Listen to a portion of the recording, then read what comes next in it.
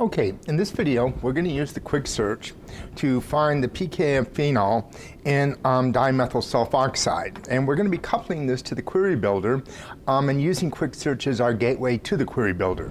So the first thing we're going to do is try pKa of phenol and dimethyl sulfoxide. And when we hit find, the algorithms are processing, and you notice we don't get any substance records. What we get is documents, and there are 12 documents that have these 3 terms in them, but we're not going to be able to use those terms to find the pKa because that's a property that's in the substance record. So I need to go back in here, and instead what I'm going to do is I'm going to try pKa of phenol. And I think the problem before, and I don't know, but I think it was the fact that there was 2 substances, not 1. That is phenol and dimethyl sulfoxide. Now notice that we get substance hits in addition to document records.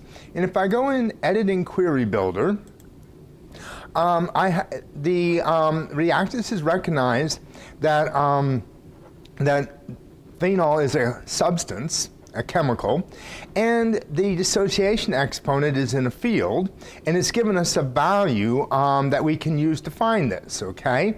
So now if I go search substances, okay, I could come up with 120 hit data, and if I click here, I can see the different material. Now, if you remember right, and we'll take a look at it in a second, in the field, so I want the hit data for phenol, and I want the dissociation constant.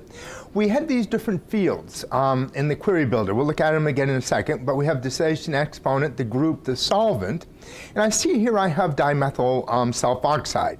So there is data on this, so now what I can do is go back to the query builder, okay, and if I went back to the fields, these were those fields that we had, and one of them was solvent. Now I could type in dimethyl sulfoxide, but it's advisable to go to the lookup icon, and I'm going to go dimethyl,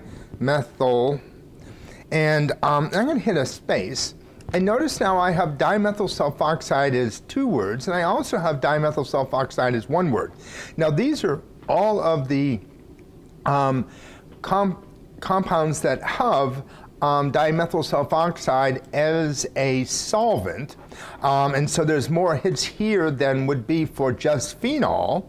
And so I transfer this, and now what I'm doing is I'm limiting my search to phenol and dissociation exponent and solvent is dimethyl sulfoxide.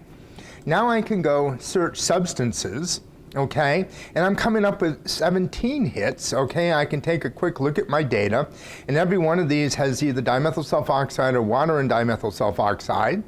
And now if I want to grab this data, I can choose this substance, limit my export to it, go over here to the export, and I just want the hit data. If I do all data, it will give me everything involved with phenol.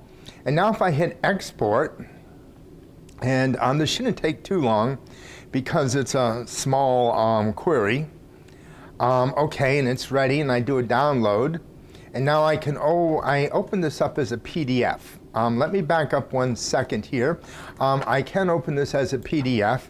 I can go cancel, and I can go export, open as Excel, hit data only, export. And sometimes you would want a PDF, sometimes you'd want an Excel.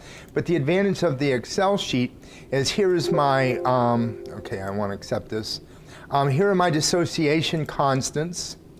And then over here are my solvents, and so I have all this data readily available in a spreadsheet that I can work with. And these are all for phenol.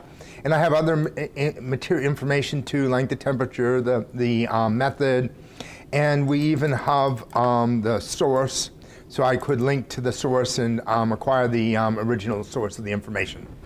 Hopefully this was helpful.